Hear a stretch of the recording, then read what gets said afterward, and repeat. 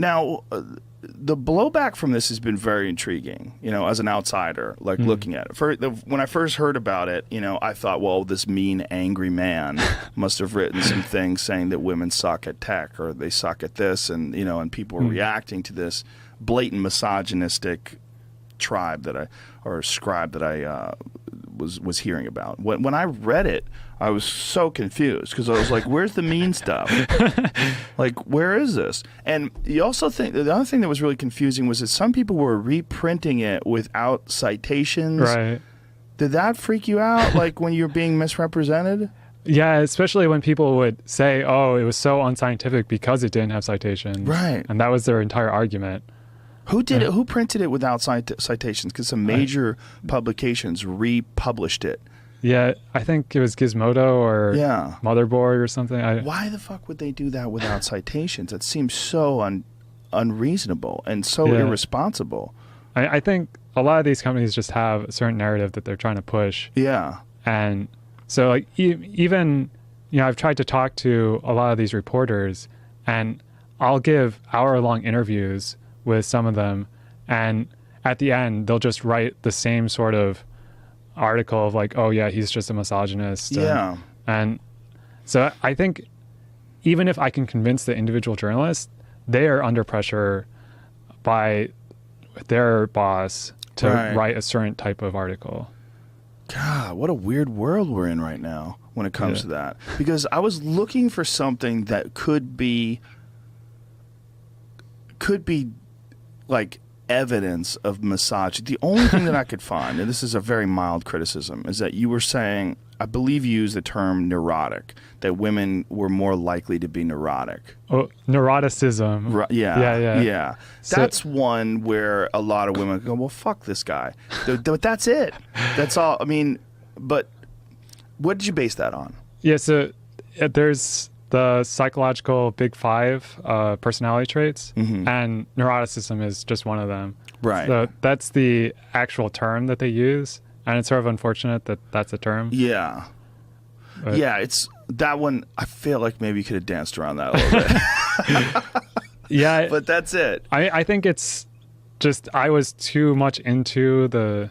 Like, I've seen the word so often that I didn't really associate it with neurotic and the negative connotations. Yeah.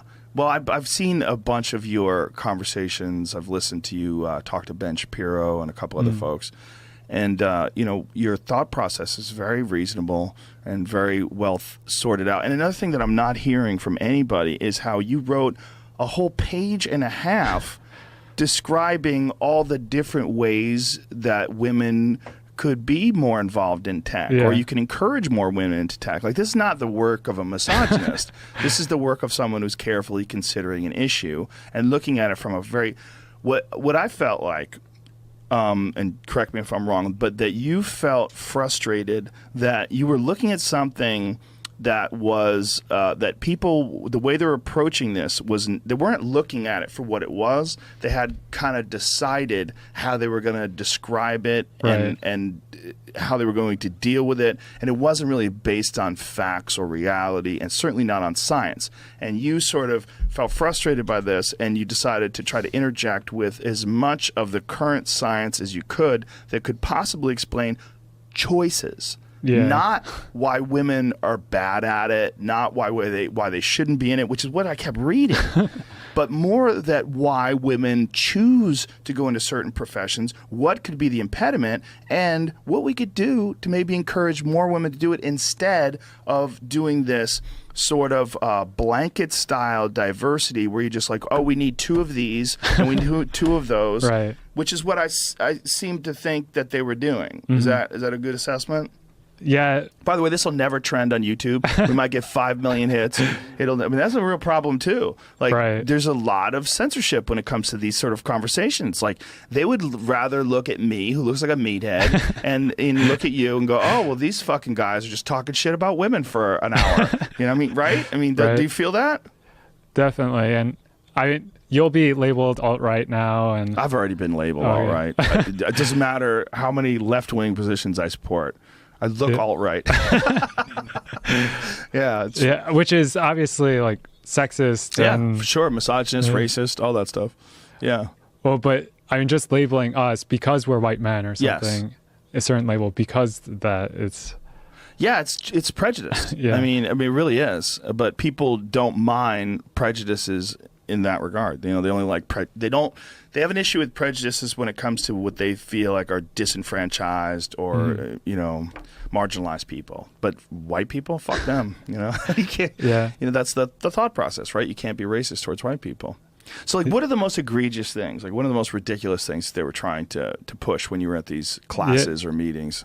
So, I mean, besides the fact of just certain things in our hiring process that would favor certain people, which would create negative stereotypes for people just in general. So, like, one thing about stereotypes that they don't realize is that, you know, people will automatically create stereotypes no matter what, and it's based on their environment. So, and we see this with affirmative action too in academia, where if you create a sort of situation where portions of the population are performing differently, then you'll automatically create the stereotype that, oh, maybe all the Asians are smart and all of the other minorities aren't as smart in this college, right? Because you needed a 1600 to get in if you're Asian, and you need lower otherwise. And so you'll automatically create that stereotype, and that's negative for everyone because, you know, it creates this tension between the groups, and they self-segregate because of that.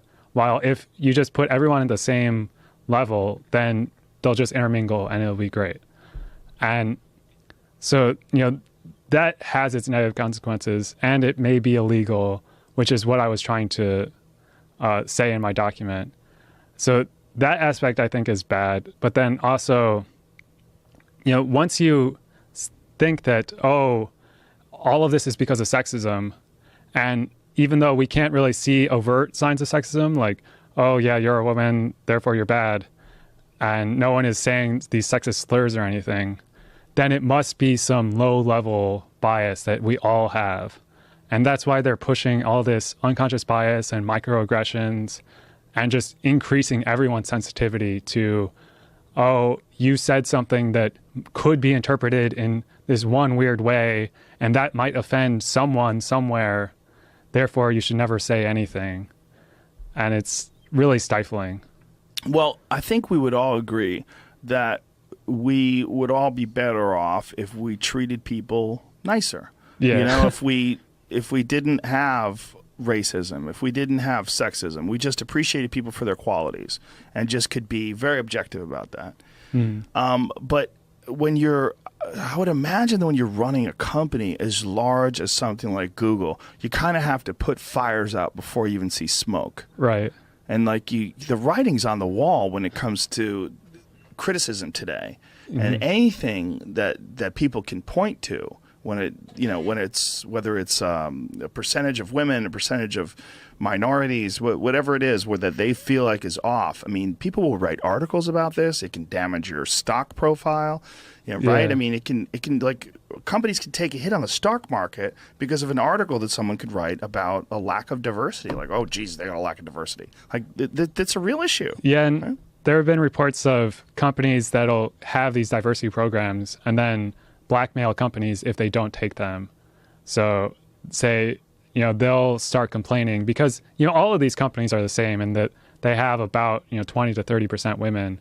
So they could do the same attack against anyone. And so they blackmail a company, say, oh, you need to do these certain programs. And if you don't, then we'll start doing external pressure on you. So who are the companies that are blackmailing them? Yes. Or the groups? At least from what I've heard, and this is all secondhand, it's a lot of the programs so they'll hire contractors to perform some of the diversity programs.